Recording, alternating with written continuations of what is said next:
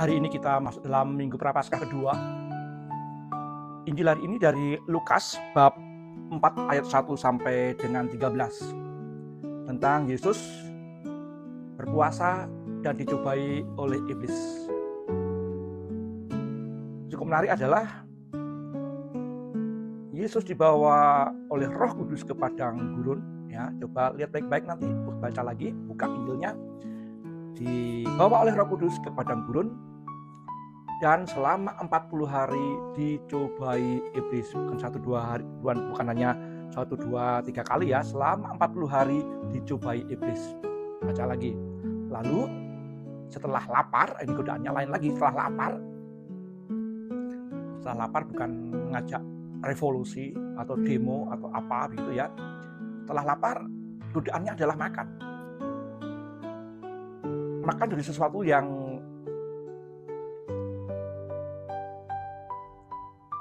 bagi setan, bagi iblis itu pasti bisa dilakukan oleh Yesus.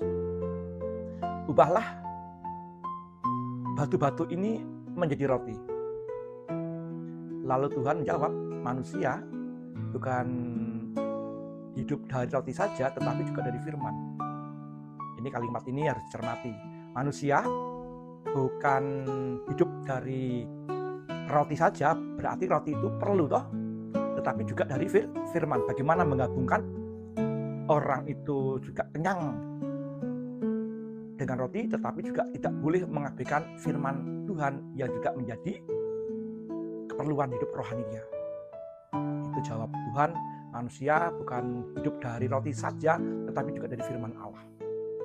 Kemudian Tuhan diajak untuk melihat kekayaan dunia. Lalu iblis mengatakan, kalau kamu menyembah aku, maka seluruhnya ini akan kuberikan kepadamu, karena semuanya itu sudah diserahkan kepadaku. Dari mana dasar biblisnya bahwa setan itu telah mempunyai dunia dengan kemewahannya? Menipu bisa, sehingga kemungkinan orang bisa menyembah iblis untuk mencari kekayaan sangat mungkin terjadi. Sebagai orang Jawa mungkin kita pun juga tidak asing dengan kalimat cari pesugihan, babi ngepet, tuyul, buto ijo, apalagi gendruwo, lalu gembung ya, yang kepalanya dipotong itu kemudian dijadikan mana gembungku gitu ya. Artinya si setan itu memberikan sebuah pengharapan akan kekayaan kalau manusia itu mau menyembah dia, katakanlah begitu. Nah, ini dalam godaan kedua ini begitu jelas dan kita bisa memperdalami di sana. Ya. Kemudian Tuhan pun mengatakan apa? Ya, jawaban Tuhan apa kalau digoda dalam hal ini? Mari kita lihat. Ya. Karena setan mengatakan, karena itu jika engkau menyembah aku, seluruhnya akan menjadi milikmu. Tapi Yesus berkata, ada tertulis, engkau harus menyembah Tuhan Allahmu. Hanya kepada Dia sajalah engkau harus berbakti. Hanya kepada Tuhan, bukan kepada iblis. Ya, kalau berbakti kepada Tuhan, bentuknya seperti apa? Ya, salah satunya ke gereja hari Minggu pastinya, salah satunya hormat kepada orang tua. Ya, kemudian kalau sekarang ini berbakti pada Tuhan untuk mencintai ciptaan dengan pertobatan ekologis, katakanlah begitu kalau tema tahun ini ya. Kalau manusia itu mendapatkan kekayaan dari setan, ya dia akan berbakti pada setan. Dari banyak artikel atau kisah-kisah dari mulut ke mulut, turun-temurun bahwa semuanya ada tumbal sebagai persembahan pada setan agar mendapatkan kekayaan. Mudah-mudahan para pendengar ini nggak ada yang cari pesugihan ya, nggak ada yang menumbalkan saudaranya, karyawannya, orang tuanya agar menjadi kaya. Ya. Kemudian Tuhan dibawa oleh iblis ke Yerusalem dan dibawa ke hubungan bait Allah. Lalu iblis mengatakan, jatuhkanlah dirimu ke bawah, karena ada tertulis bahwa kakimu tak akan kena batu. Setan mengatakan bahwa Yesus akan ditatang oleh malaikat supaya tidak terantuk. Ya. Kemudian Tuhan mengatakan apa? Jangan mencobai Tuhan Allahmu. Jangan mencobai Tuhan Allahmu. Ya. banyak kemungkinan kita pun bisa terjebak di situ. Percaya pada Tuhan, gak usah apa-apa, tetapi percaya kepada Tuhan. Bisa saja, ya, bisa saja.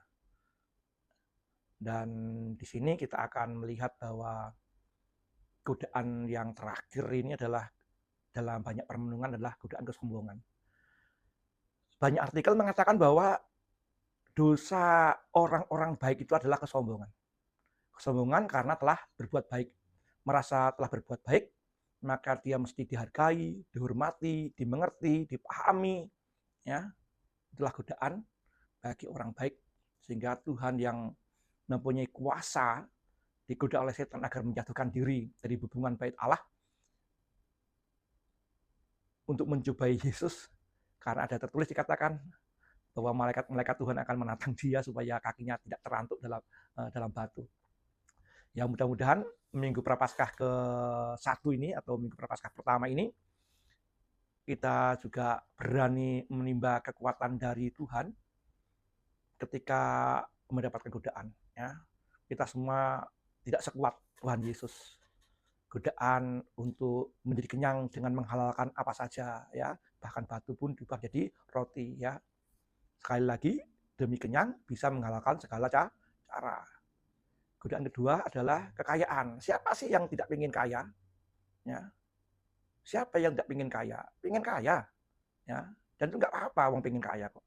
Tetapi sekali lagi, hanya ketika mencari kekayaan dalam nama Tuhan, bukan mencari kekayaan dengan menyembah setan. Ini dua hal yang berbeda. Ketika orang mampu menerapkan ketika mencari kekayaan tidak melupakan Tuhan, dan ketika mencari Tuhan juga ada kepastian bahwa Tuhan tidak akan menelantarkan kita, mungkin kita juga akan berkata pada godaan ya, atau yang menggoda itu hanya Tuhan yang harus kita sembah. Tidak hanya roti saja, tapi firman Tuhan. Dan ketika Tuhan dicobai dalam kekuasaannya untuk menjatuhkan diri, Tuhan katakan, jangan mencobai Tuhan Allahmu. Ayo kita hafalkan, kurang lebih kita hafalkan. Ketika kita mencari makan dan lupa akan Tuhan, kita akan ingat manusia hidup bukan dari roti saja, tetapi juga dari firman Tuhan. Kalau kita tergoda untuk mencari kekayaan terus, bahkan dengan keyakinan bahwa dengan kekayaan itu akan bisa berbuat apa saja, maka kita juga berani mengatakan bahwa hanya pada Tuhan kita menyembah dan berbakti, bukan kepada setan. Sehingga kita diajarkan untuk mencari kekayaan dengan cara yang benar dan baik. Dan ketika kita digoda dalam kesombongan karena telah berbuat baik atau mempunyai sesuatu, kita pun juga berani mengatakan, jangan mencobai Tuhan Allahmu. Tuhan telah digoda selama 40 hari oleh iblis, dan ketika lapar digoda dengan 3 godaan yang boleh kita renungkan hari ini. Sekali lagi kita mohon rahmat Tuhan agar kita diberi kekuatan, kemampuan untuk mengatasi godaan-godaan, dan kita memenangkan godaan-godaan itu dengan tidak mengambilnya dan menggunakan firman Tuhan.